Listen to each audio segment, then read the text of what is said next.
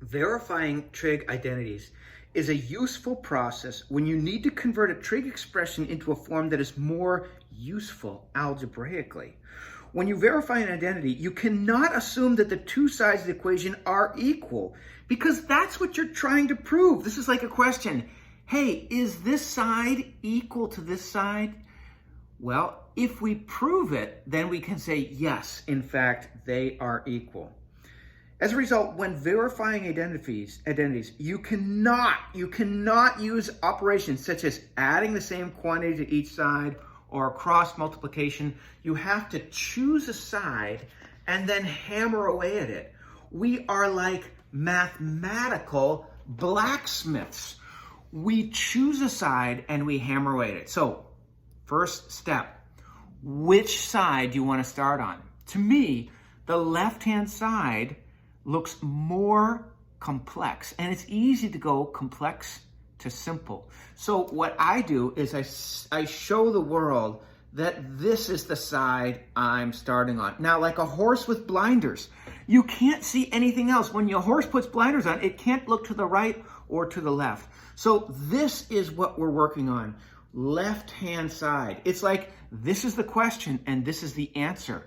And we are now mathematical blacksmiths. We're going to take our hammers and hammer and hammer and hammer away at this until it looks like this. So this right-hand side tells us when we can stop. So we take a peek at the right-hand side periodically because we want to know when can we stop hammering away at this. Notice there's no more two sides of the equation. I'm only working like this. Now, a proof is like a formal English paper. And if you're writing a formal English paper, you're not going to put milk, butter, sugar, eggs in the middle of the paper because mom said this is what we need at the store and you're going to pick it up on the way home from school.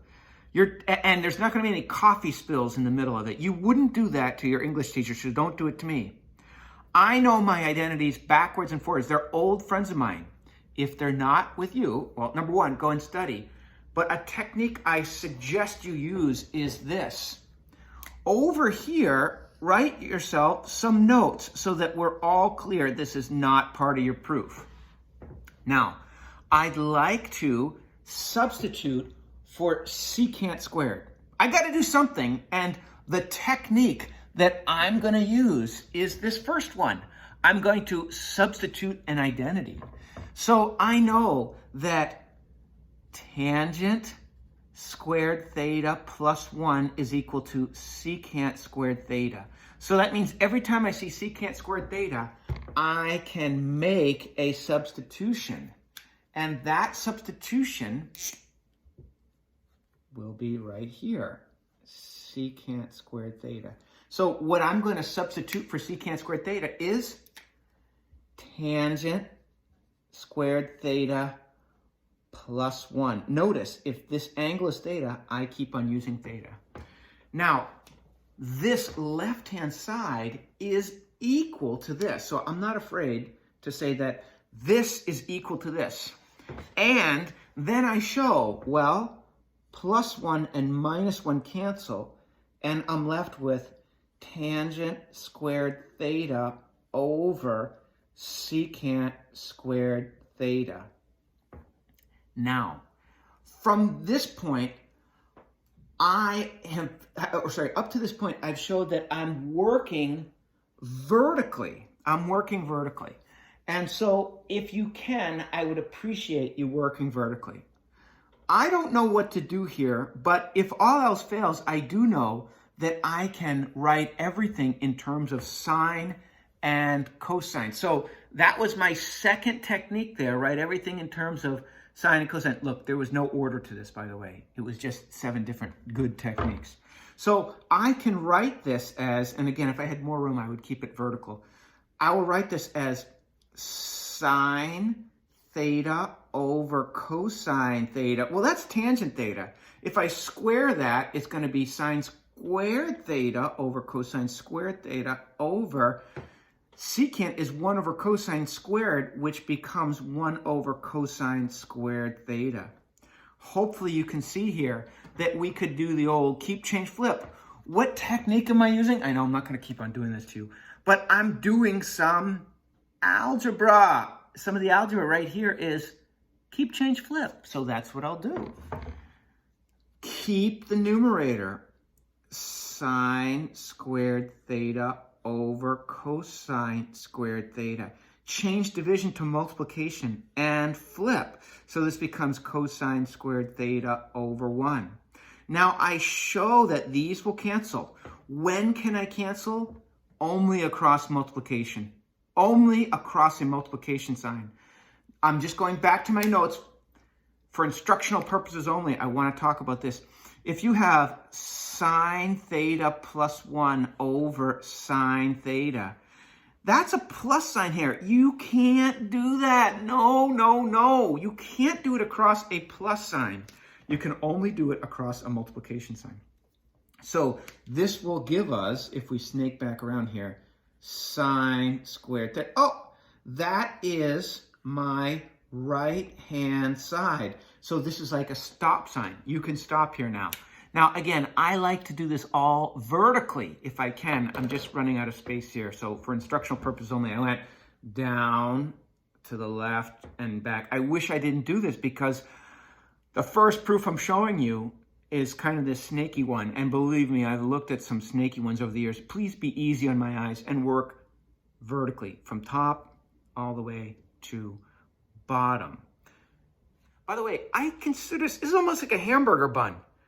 You're given a bun, and you're given a bun, so the question and the answer are bun and bun, and the correct answer is the meat sandwich that you make out of that. So you're providing the filler.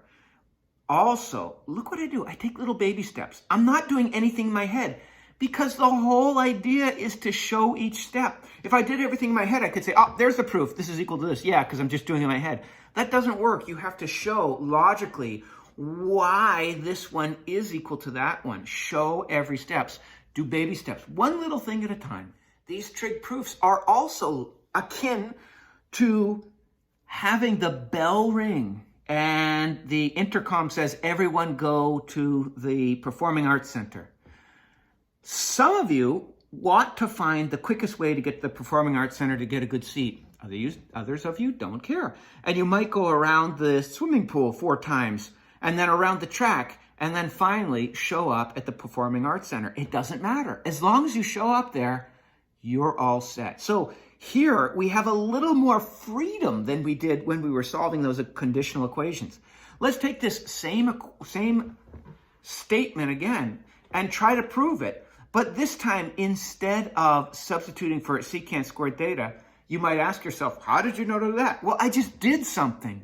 What if instead, look, I've got a monomial in the denominator. In other words, this is like a minus b over c.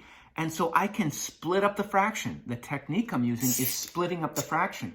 So again, I start on the more complicated side, the left-hand side, and I can say this is equal to secant squared theta over secant squared theta minus 1 over secant squared theta, which is equal to, well, secant squared theta over secant squared theta is 1, and 1 over secant squared theta, well, that's, I do know, but maybe you need this in your notes. Maybe you need this in your notes.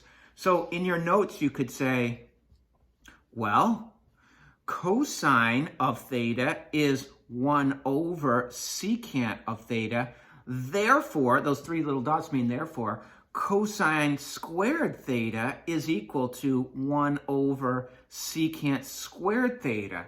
And that will allow you in your pristine English paper here to write this is cosine squared theta. And then you might say to yourself, oh, wait, there's something else here. In my notes section, you could say that sine squared theta plus cosine squared theta equals 1. Therefore, sine squared theta is 1 minus cosine squared theta. Me, I don't need these notes because I know my identity so well. But if you need to sort out some sort of something you're grappling with in your head about the identities, write it to the side, but not in your pristine proof. And of course, this is equal to sine squared theta. So here, I was more efficient to get to the right-hand side. I was I was like a heat-seeking missile. I did it in just a couple of steps. Note again, this is not part of my proof. I don't need this. This is not part of my proof. And if you know your identity so well you can substitute without having to write anything down, more power to you. That's the higher level of this video game. By the way, I just showed 2 different ways to do this. There's many more. I'm not going to do all of them, but you certainly could find another way to make this proof.